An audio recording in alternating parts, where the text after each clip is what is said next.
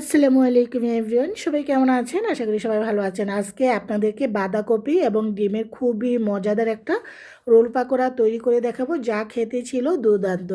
প্রচণ্ড শীত কিন্তু পড়েছে, শীতের দিনে সন্ধ্যায় এরকম মজাদার পাকোড়া খেতে কী যে মজা। একটু কষ্ট হয় কিন্তু বানানোর পর কিন্তু সেই কষ্টটা লাঘব হয়। চলে যাচ্ছি রেসিপির মূল পর্বে। এখানে আমি 2 কাপ বাঁধাকপি নিয়েছি, হাফ কাপ পেঁয়াজ কুচানো, হাফ কাপ ধনিয়া পাতা, 20 থেকে 25টি কাঁচামরিচ কুচি নিয়ে ঝালটা যা যা পছন্দ অনুযায়ী। এখানে 3টা ডিম নিয়েছি, একটা ডিমকে 4টা স্লাইস করেছি লম্বা লম্বা করে। প্রথমে প্রত্যেকটা জিনিস মিক্স করে নিচ্ছি। আপনারা ডিমের পরিবর্তে ডিম না দিলেও চলে, বা মাংস দিতে পারেন, বা শুধু এখানে বাঁধাকপিটা দিয়েও বানাতে পারেন, লম্বা পাকোড়া বা গোল করে, যার যেভাবে পছন্দ।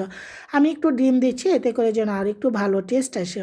শীতের দিনে এই ধরনের পাকোড়াগুলো খেতে কী যে মজা। আমি প্রথমে মিক্স করে নেওয়ার পর হাফ চামচ হলুদের গুঁড়ো, স্বাদ অনুযায়ী লবণ, 1 চামচ লাল মরিচের গুঁড়ো, 1 চামচ আদা রসুন বাটা, একটু এখানে টেস্টিং সল্ট দিচ্ছি, তবে এটা অপশনাল, ভালো লাগলে দিবেন, না স্কিপ করবেন। আমি বাইন্ডিংয়ের জন্য আটা ইউজ করছি, আপনারা বেসন ইউজ করতে পারেন, ময়দা ইউজ করতে পারেন, তবে পরিমাণটা যেন সবসময় অল্প থাকে। অতিরিক্ত দিলে এটা ক্রিস্পিটা হবে না, নেতিয়ে যাবে। প্রত্যেকটা জিনিস ভালো করে মিক্স করে নেওয়ার পর তারপর আমি নর্মাল টেম্পারেচার পানি অ্যাড করছি, তবে এটা কিন্তু একটু শক্ত হবে, যেহেতু আমরা এটার উপর ডিম দিই, একটু লম্বা করে করব। একদম নরম হয়ে গেলে তখন সমস্যা হয়ে যায়। এই পাকোড়াগুলো খেতে এত মজা, আপনারা চাইলে ফ্রোজেন করেও রেখে দিতে পারেন। এই যে দেখুন, আমি একটু শক্ত করেই নিয়েছি। এভাবে করে ডিমটা দিয়ে তারপর আবারও উপরে একটু এরকম পাকোড়া ব্যাটার দিয়ে দিয়ে চারদিকে এভাবে করে গোল গোল করে নিচ্ছি।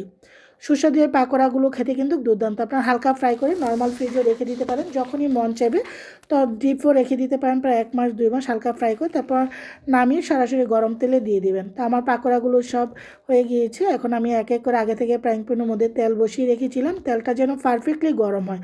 গরম যদি না হয় তখন কিন্তু পাকোড়াগুলো উপরে পুড়ে গিয়ে, বা আপনার যদি হালকা গরম হয় তখন কিন্তু তেল সোক করে নেবে, তখন কিন্তু খেতে নিলে তেল মুখে লাগবে।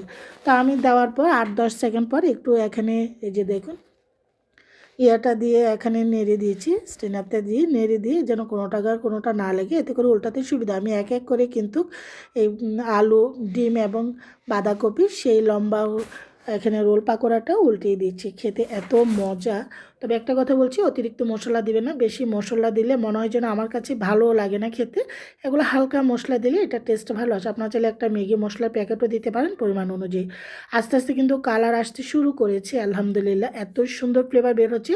আদা রসুন বাটাটা অবশ্যই দেওয়ার চেষ্টা করবেন। এই আদা রসুন বাটাটাই কিন্তু অন্য অন্য মশলা না দিলেও চলে, এটা দিলে কিন্তু টেস্টটা দারুণ আসে।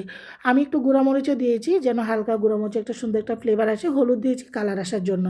আমার কিন্তু ডিম বাঁধাকপি সেই লম্বা রোল পাকোড়াটা হয়ে গিয়েছে। এখন উঠিয়ে একটা প্লেটে সার্ভ করে নিচ্ছি। আলহামদুলিল্লাহ গন্ধটা এত দারুণ আসছে, শীতের সন্ধ্যায় এরকম একটা স্ন্যাক্স হলে কিন্তু দারুণ জমে যায়। টমেটো সস দিয়ে সার্ভ করছি, একটা খেয়ে আপনাদেরকে দেখাচ্ছি। আলহামদুলিল্লাহ অনেক মজা হয়েছে, আপনারা ট্রাই করতে পারেন। সবাই ভালো থাকেন, সুস্থ থাকেন, আল্লাহ হাফিজ।